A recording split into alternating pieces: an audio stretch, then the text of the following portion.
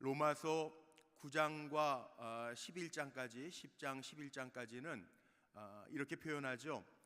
로마서 가운데 별책 부록이다 이렇게 표현을 합니다.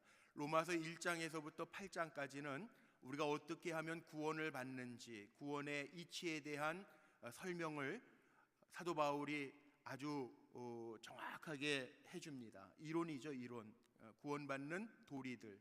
그리고 지난주에 말씀 나눴던 것처럼 이 로마서 9장에서부터 11장까지는 별책 부록인데, 만약에 산으로 등산으로 비유를 하자면 구원에 이르는 길, 산을 올라가는 길이 1장서부터 8장까지라면 9장에서 11장까지는 산 정상에 있는 거고, 그 다음에 12장서부터 16장까지는 우리가 어떻게 살아야 되는지, 세상을 향해서 산에서 내려오는 길과 같다, 이렇게 로마서를 구조를 분석을 해 놓았는데, 산 꼭대기에 올라가면 우리가 보통 야호 하고 외치잖아요. 그런 것처럼 로마서 9장에서부터 11장까지는 그런 외침이 담겨져 있는데, 오늘 함께 나눌 부분은 우리가 뭐라고 외쳐야 되냐 하면, 함께 인사하신 것처럼, 고백한 것처럼 나를 긍휼히 여기시는 하나님이 계시다고 우리가 외치는 거예요. 우리가 구원받은 것 내가 잘나서가 아니고, 내가 무슨 공로가 있어서가 아니고, 하나님 앞에 특별히 인정받을 만한 업적이 있어서가 아니고, 나를 긍휼히 여기시는 하나님이 계시기에 우리가 구원받은 것 꼭 기억하시면서 그 구원의 감사와 감격 속에 살아가는 우리 성도님들이 다 되시기를 주님의 이름으로 축복합니다. 이렇게 구원의 이치를 설명한 다음에 구원받은 은혜와 감사와 감격을 가지고 사도 바울이 고백하는 게 있어요. 오늘 로마서 9장 1절로부터 3절까지의 말씀에 보면 사도 바울이 애통해하고 근심과 고통 속에 놓여진 이유를 분명하게 이야기합니다. 뭐냐 하면, 사도 바울이 유대인이에요. 이스라엘 사람이라고요. 그런데 사도 바울이 아쉬워하고 안타까워하는 게 뭐냐, 이스라엘 사람들이 구원을 좀 받았으면 좋겠는데, 예수 그리스도를 믿음으로 말미암아 우리가 구원받는다라고 하는 것을 지금까지 선포했는데, 이스라엘 백성들이 안타깝게도 예수 그리스도를 잘 몰라요. 지금도 이스라엘 백성들 가운데 기독교인들, 유대교인들은 대부분이지만 기독교인들은 많지가 않습니다. 그래서 사도 바울이 예수님의 심장을 가지고 자기 동족을 생각하면서 마음 아파 고백하는, 어떻게 보면 자기 동족에 대한 애착과 연민의 정이 굉장히 강합니다. 그런데 사도 바울이 고난당한 이유는 유대인 때문이거든요. 이스라엘 사람들이 고난했어요. 핍박했어요. 이스라엘 사람들이 복음을 전하는 사도 바울을 고발했다고요. 죽을 만한 매를 댄 사람들도 이스라엘 사람들이에요. 그래도 이게 인지상정이라고 사도 바울의 마음속에는요, 이스라엘 백성은 동족이에요.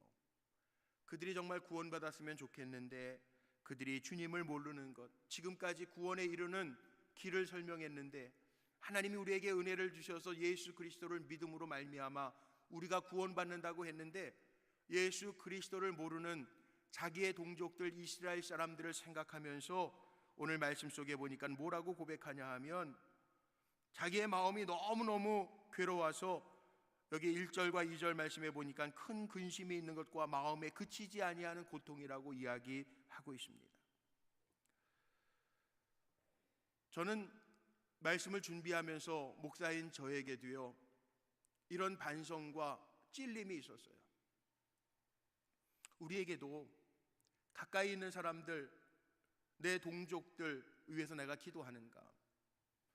저도 개척교회도 섬겨봤어요. 이민교회도 섬겨봤어요. 농촌교회도 섬겨봤어요. 근데 내 아내, 목사로 부름받은 내 아내도 뭐 중요한 물건 잃어버리면 그것 때문에 며칠 속상했던 적은 있는데, 정말 영혼 한 영혼 때문에 내 마음속에 사도 바울이 큰 근심과 고통이라고 표현하고 있는데, 내 안에 그런 고통과 근심이 있는가? 우리 성도님들은 어떠십니까? 중요한 물건이나 돈을 잃어버리면 그것 때문에 속상해하고 큰 근심 속에 있었던 적은 있지만, 정말 내 주변에 있는 잃어버린 영혼 때문에 안타까워하고 울었던 기억은 여러분에게 있습니까? 간혹 가다가 큰 사고나 붕괴, 건물 붕괴의 모습을 보면서 죽어져가는 사람을 볼 때 발을 동동 구르기는 했는데 정말 영혼이 죽어져가는 모습을 보면서 우리 안에 얼마나 많은 안타까움들이 있었습니까? 오늘 읽은 로마서 9장 말씀이 로마서의 별책부록이라고는 하지만 여기에 사도 바울이 먼저 가졌던 구원받은 자, 은혜 받은 자로서 사도 바울이 예수의 심장 안에서 가졌던 그 마음, 영혼에 대한 안타까움과 영혼 구원에 대한 열망이 다시금 우리 안에 불붙듯 일어나는 역사가 있으시기를 주님의 이름으로 축복합니다. 하나님이 긍휼히 여기시는 하나님이라고 선포하면서 사도 바울이 마음속에 가졌던 영혼 사랑의 마음, 이 태도가 중요하다라는 거죠. 구원에 있어서는 특권이 없습니다. 구원은 오직 예수 그리스도를 믿음으로 인하여 얻는 거라고 사도 바울이 지금까지 설명했고, 예수 그리스도의 사랑 안에 있으면 그 어떤 것도 끊을 수 없다고 사도 바울이 선언했어요.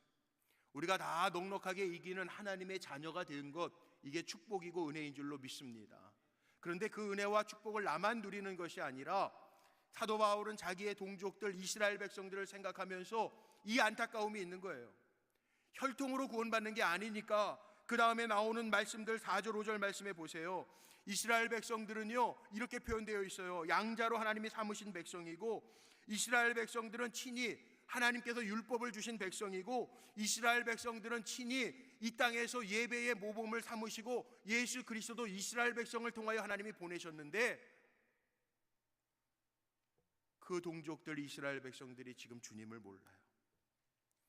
그러기에 사도 바울은 너무 마음속에 안타까움을 가지고 복음을 설명하고 나니까 자기는 은혜 가운데 있는데 아직 예수 그리스도를 모르는 자기의 동족들을 생각하면서 큰 근심과 마음의 고통이라고 표현하고 있어요.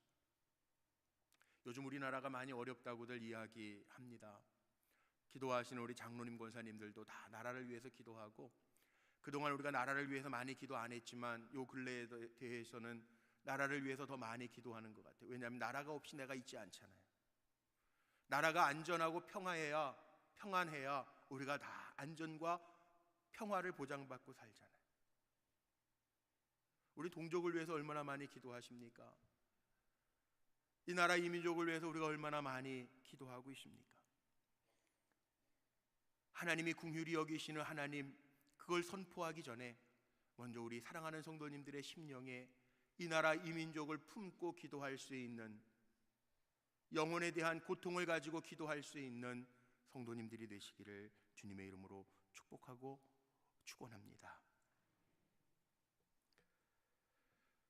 사도 바울은 이스라엘 백성을 향해서 이렇게 하나님께서 장자로 삼으신 백성, 하나님께서 율법을 친히 주신 백성, 하나님께서 메시아를 보내주신 민족이라고 이야기하면서 사도 바울이 이야기하는 그 근심과 고통이 무엇인지를 보여줘요.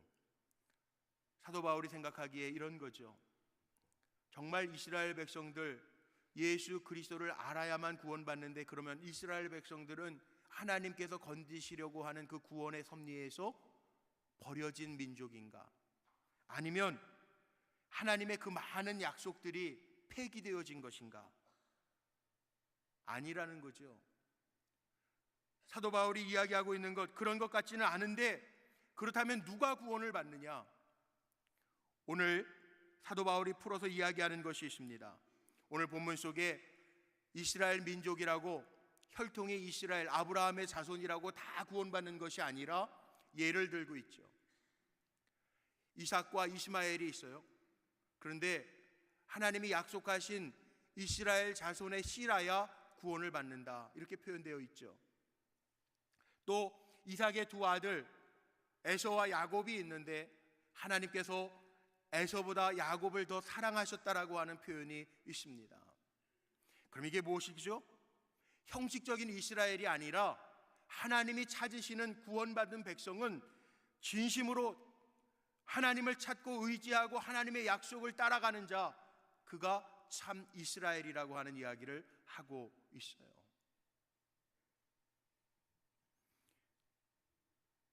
전 우리 사랑하는 성도님들이 다 하나님의 약속의 자녀인 줄로 믿습니다. 하나님은 외모를 보지 않으신다고 그랬어요. 참 이스라엘 백성은 혈통으로만 보는 것이 아니고, 로마서 2장 11절에 이미 사도 바울이 선포했어요. 하나님은 외모로 취하지 않으신다고 그랬어요. 우리 중심을 보신다고 그랬어요. 예배 드릴 때에도 우리가 참 이스라엘이 돼서 예수 그리스도가 나의 구세주이심을 고백하며 십자가의 은혜를 기억하면서 예배하는 자가 참 이스라엘이라는 거예요. 그러면 하나님을 기대하고 의지하는 약속의 사람들이 하나님의 뜻 가운데에서 구원받는, 하나님이 긍휼히 여기시는, 하나님이 평안을 주시고 주의 날개 아래 품으시는 참 이스라엘이라고 하는 이야기를 하고 있습니다.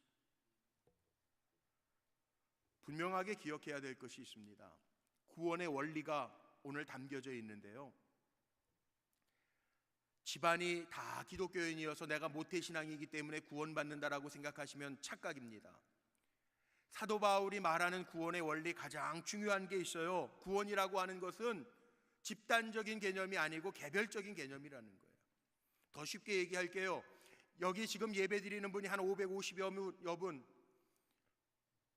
예배 드리는 분이 한 600여 분 돼요. 지금 이 자리에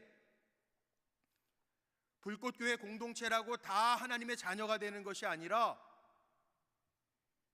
내가 진심으로 내 안에 참 이스라엘 예수 그리스도가 나의 구세주이심을 고백하면서 예배하는 사람이 하나님의 자녀가 된다는 거예요. 이게 구원의 원리예요. 모태신앙이기 때문에, 집안이 다 장로님 집안이기 때문에, 목회자 집안이기 때문에 구원받는 게 아니라, 바울이 하고자 하는 게, 무늬가 이스라엘이라고 다 구원받는 게 아니라 하나님의 약속이 있고 하나님의 구원의 섭리를 의지하며 살아가는 자가 구원받는다는 거예요. 그래서 아브라함의 자손이라고, 내가 믿음의 자손이라고, 내가 교회 다닌다고, 그게 중요한 게 아니라, 구원은요, 하나님과 나와의 1대1의 관계 속에서 하나님을 나의 하나님으로 고백하고 예수 그리스도를 내 죄를 위하여 십자가에서 죽으신 주님이라고 고백할 때 구원의 역사가 임하는 줄로 믿습니다. 그리고 나서 하나님 우리에게 주시는 말씀이 그거죠. 사도 바울을 통해서 주시는 말씀, 택하시는 것은 하나님의 주권이라는 거예요. 우리의 마음의 중심이 주님께 향하여 있으면, 우리를 자녀 삼아 주시고 긍휼히 여겨 주시는 하나님은 하나님의 뜻 안에서 다 아시는 하나님이 우리를 붙들고 선택해 주셔서 하나님의 자녀로서 살게 하신다는 거예요. 그럼 이런 질문할 수 있죠. 어렸을 때 많이 질문했던 거. 그럼 하나님이 누구는 선택해 주시고 누구는 선택 안 해 주십니까? 하나님의 잣대는 고무줄 잣대입니까? 이렇게 물어볼 수 있어요. 아니에요. 사도 바울도 분명히 이야기합니다. 14절 말씀에 보니까 오늘 본문에 이렇게, 그런즉 우리가 무슨 말을 하리요? 하나님께 불의가 있느냐? 그럴 수 없느니라. 하나님에게는 불의가 없어요. 하나님 다 아신다는 거예요. 우리가 어떤 마음으로 예배하는지, 우리가 어떤 마음으로 구원의 역사를 기대하는지 하나님은 다 아신다는 거예요. 불의하신 하나님 아니고, 누구에겐 이런 잣대를 대고 누구엔 저런 잣대를 대시는 불공정한 하나님이 아니시고 공평하신 하나님, 불의가 없으신 하나님이라는 거예요. 사도 바울의 논리는 아주 간단 명료합니다. 누구든지 간에 우리 안에 진실로 주님을 찾는 마음이 있으면 주님이 우리를 다 영접해 주신다는 거예요. 인간적인 눈으로 보면 죄를 지었어도, 인간적인 눈으로 보면 옥중에 갇혀 있어도, 인간적으로 보면 사람을 죽인 살인죄를 저질렀어도 진심으로 회개하고 내가 죄인입니다 고백하며 주님을 의지하는 자에게는 하나님이 긍휼히 여겨 주신다는 거예요. 주님의 마음에 달려 있는데, 주님이 아무나 선택하시는 게 아니라, 사도 바울은 그렇게 얘기하죠. 하나님 다 아시는 의로우신 하나님이라는 거예요. 우리에게 빚진 게 있어서 빚 갚으시듯이 우리를 구원하시는 하나님이 아니라는 거죠. 하나님 다 아시는 하나님인데 그 아시는 하나님이 주권을 가지고 우리를 택하여 하나님의 자녀로 삼아주셨다. 제가 좀 쉽게 이걸 설명을 해볼게요. 제가 자주 드는 예화인데요. 제가 어렸을 때에는, 요즘엔 그런 분들 별로 없는데 제가 어렸을 때에는 그 가위 큰 거 들고, 누군지 아세요? 예, 강냉이 장수, 엿장수 있었어요. 그러면은 동네 아이들이요, 그 엿장수, 강냉이 장수 아저씨 오면요, 뭐 엄마 몰래 멀쩡한 냄비도 가져오고, 뭐 집에 쌓아놨던 신문지, 병 가져와서 강냉이나 엿하고 바꿔 먹어요. 그래서 제가 이렇게 늘 보니까 보통 아이들이요 다 빈병을 막 5개, 6개씩 가져와도 그릇을 안 가져와, 강냉이를 받아갈. 그 예전에는 뭐라 그러냐면 런닝샷이라는 말도 잘 안 쓰고 일본 말로 그냥 난닝구 그랬잖아요. 남자아이들은 그냥 난닝구에다가 이렇게 펴가지고 에다가 강냉이 받는 게 다예요. 보니까 얼마 못 받더라고요. 예, 전 그 어려서부터 뭘 가지고 나갔냐면 저희 어머니가 이렇게 당근하고 밀가루하고 해서 이렇게 찐빵 해주시던 들통 있잖아요. 그런 거 가지고 나가요. 예. 근데요, 그 강냉이 장수 아저씨, 엿장수 아저씨, 엿 부러뜨리고 강냉이 담아주실 때 많이 담아주는 거예요. 이 녀석 봐라, 그러면서 많이 담아주더라고요. 왜 그럴까요? 엿장수 마음이니까. 예, 주는 사람 마음이니까. 예. 그거예요. 그 아저씨도 알잖아요. 조그만 녀석이 들통 가지고 나왔을 때, 소쿠리 가지고 나왔을 때에는 많이 달래는 거구나, 알잖아요, 그 마음을. 근데 전능하신 하나님이 모르겠냐는 거예요. 우리의 마음의 중심을 하나님이 모르시겠냐는 거예요. 다 아시는 하나님이, 주권을 가지신 하나님이 주님 앞에 나와 우리를 긍휼히 여겨 주옵소서, 내가 주님이 필요합니다, 주님 아니면 살 수가 없습니다 고백하는 사람에게 하나님의 은혜를 베풀어 주실 줄로 믿습니다. 그 하나님이라고 선포하는 거예요. 사도 바울이 지금까지 구원의 하나님, 예수 그리스도의 십자가의 은혜로 구속받은 우리들, 그 사랑을 받은 우리들은 세상의 그 어떤 것도 칼이나 기근이나 환난이나 곤고 속에서도 끊겨지지 아니하는 그 은혜를 가진 우리들, 그 마음을 가지고 주님 앞에 나올 때 주권을 가지시고 우리의 마음을 다 아시는 하나님이 우리를 건져내신다라고 하는 것을 선포하는 거죠. 그래서 이게 별책부록이에요. 산 위에 올라가면 우리가 야호 하잖아요. 내가 산에 올랐다 이야기 하잖아요. 그것처럼 구원받은 사도 바울이 아직 구원받지 못한 동족들을 위해서 마음의 안타까움을 가지고, 저들도 하나님이 양자 삼아 주셨고 하나님이 저들에게 법을 주셨고 저 민족을 통해서 메시아를 보내주셨는데 저들도 구원받았으면 좋겠다, 하나님은 다 아시는 하나님인데, 마음의 중심을 가지고 주님 앞에 나오기를 바라는 마음으로 이야기하는 거죠. 하나님 주권을 가지고 우리를 선택하시는 능력의 하나님이라고 하는 것을 보여주고 있습니다. 여러분, 이게 은혜입니다. 로마서 3장 23절, 우리가 지난 몇 주 전에 보았던 말씀이에요. 모든 사람이 죄를 범해서 하나님의 영광에 이르를 수 없다고. 우리 다 죽을 수밖에 없는 죄인이라는. 그런데 우리를 사랑하셔서 예수 그리스도를 보내주셨기 때문에 누구든지, 여기 예외가 없습니다, 누구든지 예수를 믿으면 하나님의 자녀가 되는 권세를 우리에게 주셨다는 거예요. 이게 은혜예요. 오늘 말씀에 이렇게 선포하고 있죠.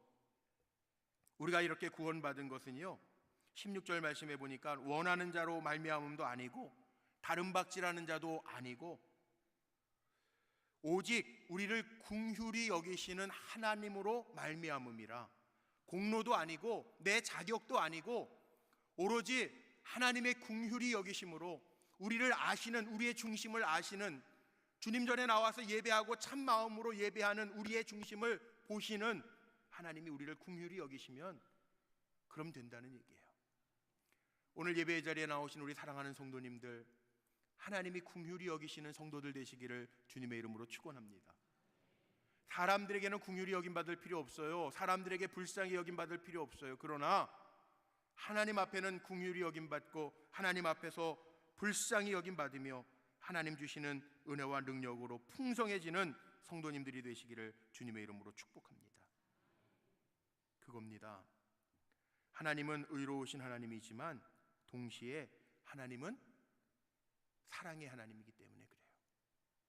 하나님의 길은 우리 인간의 잣대로 계산하는 하나님이 아니시라는 거예요. 그렇게 작은 우리의 인간으로 세일 수 있는 하나님이 아니라는 거예요. 이사야서 55장 8절로 9절 말씀에 보면 이사야 선지자가 이렇게 하나님을 고백해요. 이는 내 생각이 너희의 생각과 다르고 내 길은 너희의 길과 다름이라. 여호와의 말씀이니라. 하나님의 생각은 하늘 같아서 땅에서 하늘이 높음 같이 하나님의 생각은 높다는 거예요. 이게 얼마나 큰 생각이고 은혜입니까? 이 자리에도 계신데 우리 권사님 한 분이 어제 제게 와서 간증을 하시더라고요. 권사님 어떤 간증을 하시냐 하면 신앙이 참 좋으시고 대학 때서부터 CCC 활동을 하신 권사님이에요. 근데 직장이 지방에도 많이 내려가 계시고 그래서 주일 출석마저도 잘 못하셨다는 거예요. 그런데 지난 인사 가운데 대기업의 임원까지 올라가셨는데 사람의 줄이 다 끊어졌어요. 얼마나 속이 상하셨는지 평생 그렇게 많이 알아보신 적이 없다는데 정말 몸져 누우셨어요. 그러던 가운데 지난 50차 세일의 작정 새벽 기도회를 한 거예요. 우리 교회에서도 10수년을 섬기셨는데 세일의 작정 새벽 기도회 완주는 이번이 처음이래요. 그 권사님 그런 고백을 하시더라고요. 세일의 작정 새벽 기도회 끝남과 동시에 하나님이 새 직장을 주셨어요. 더 좋은 직장을 주셨어요. 간증을 하시더라고요. 그러면서 뭐라고 얘기하시냐 하면 그 권사님의 간증입니다. 굳게 믿었던 사람의 줄은 끊어졌는데 하나님의 줄이 있음을 아셨다는 거예요. 여러분, 이게 하나님이 긍휼히 여기시는 은혜고 복입니다. 오늘 예배하는 우리 성도님들의 삶 속에도요, 사람의 줄은 끊어져도 하나님의 줄이 있음을 아시기를 바랍니다. 그래서 우리가 외쳐야 될 게 이거예요. 나를 긍휼히 여기시는 하나님이 계시다는 거예요. 이게 간증 아닙니까? 우리 사랑하는 성도님들이 늘 오늘 말씀의 제목처럼 긍휼히 여길 자를 하나님 긍휼히 여기신다고 그랬는데, 그 긍휼히 여기신 하나님은 다 아시는, 만물을 다스리는 주권의 하나님이신데 그 하나님이 다스려 주시는 은혜가 있으면 산다고요. 오늘 찬양해 주셨던 것처럼 오늘 찬양이 저는 말씀하고 또 맞아서 얼마나 제가 먼저 은혜가 됐는지 몰라요. 두려워하지 마세요. 주님의 날개 안에 품어주시나 찬양했잖아요. 하나님 우리와 함께 하신다고요. 긍휼히 여겨주시는 하나님이 우리와 함께 하시면 더 이상 두려워할 필요가 없다고요. 그 긍휼히 여겨주시는 하나님께로부터 긍휼히 여김을 받는 성도님들이 되시기를 주의 이름으로 축복합니다.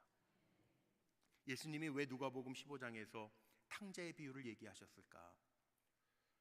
하나님이 마치 탕자의 비유에 나오는 아버지와 같은 마음이라는 거겠죠. 하나님은 공의로우신 하나님이시지만 동시에 사랑의 하나님이라고.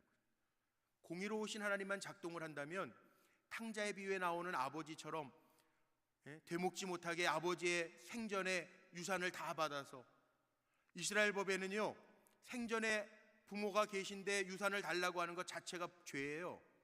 근데 아버지의 유산을 다 받아서 멀리 떠나서 허랑방탕하게 살다가 돌아왔어요. 의로운 아버지로만 끝인다면 이거는 죄 받아야 되고요, 벌 받아야 되고요, 너는 이제 떠난 자식이다, 버린 자식이다, 의로만 보면 그래야 돼요. 그런데 공의와 동시에 사랑의 하나님이라고 하는 것을 예수님이 보여주시기 위해서 돌아온 아들을 기다리다가 저 멀리서부터 오는 아들을 알아보고 가서 끼워 안아주고 몸을 씻겨주고 새 옷을 입히고 가락지를 끼워주고 온 마을 사람들과 다 불러서 잔치를 벌이잖아요. 사랑의 하나님이라는 거죠. 우리에게도 마찬가지입니다. 하나님은 공의의 하나님이시지만 사랑의 하나님이기 때문에 우리가 진심으로 뉘우치고 돌아오면 우리를 긍휼히 여기시고 사람의 줄이 아니라 하나님의 줄이 있음을 보여주시는 좋으신 하나님이신 줄로 믿습니다. 바울만 그 사랑의 하나님을 고백한 것이 아니라 출애굽기 32장 32절 말씀에 보면 모세도 그랬더라고요. 시내산 높은 곳에서 하나님과 대면하고 내려왔어요. 그런데 이스라엘 백성들은 황금 송아지를 만들어 놓고 거기에 절하고 있어. 하나님이 이스라엘 백성을 다 쓸어버리겠다고 말씀하실 때 모세가 뭐라고 이야기하죠? 주여, 저들을 사하여 주옵소서. 그렇지 아니하시면 원하건대 주께서 기록하신 책에서 내 이름을 지워버려 주옵소서. 그렇게 고백해요. 똑같아요.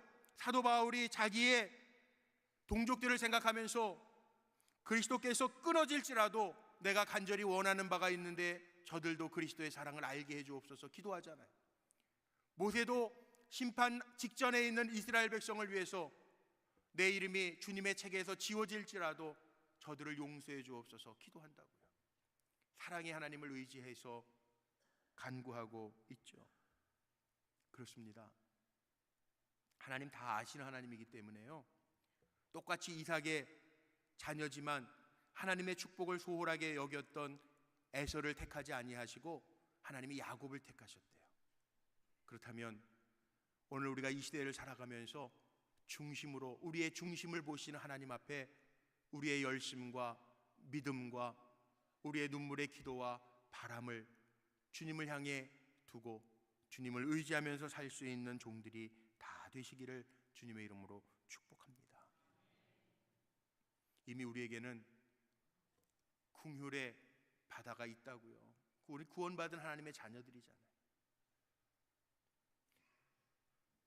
우리나라는 뭐 낙동강, 한강, 뭐 큰 강으로 보지만 제가 이민 목회하면서 이렇게 보니까요, 그 호수가 우리는 다 뭐 조그만 연못 폰드라고 그러거든요. 그것도 호수라고 그러는데 정말 폰드가 아니고 레이크는 큰 거더라고요.